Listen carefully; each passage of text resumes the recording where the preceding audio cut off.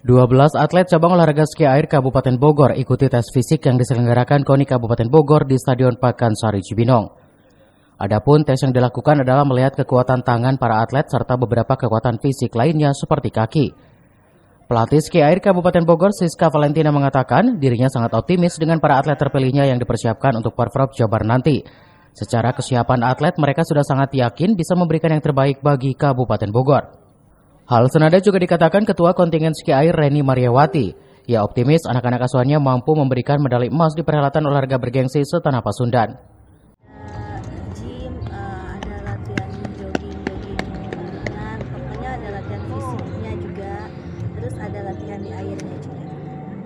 Nah, Bu, Kota Bekasi biasa, Kabupaten Bekasi biasanya. Kabupaten Bekasi ya? Iya. Nah, Bu, melihat Mungkin karena baru berlangsung ya, masih Kayaknya iya, karena kan kita belum terlalu ini juga ya. Tapi kesiapannya sih udah yakin 80%. kami optimis sih.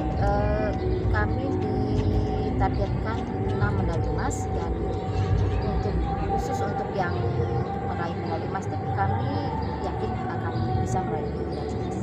siapa? Itu beregu ski air putra, beregu ski air putri, beregu wakeboard putra, beregu wakeboard putri mungkin ya, tapi kita sampingkan dulu itu kemungkinan ya.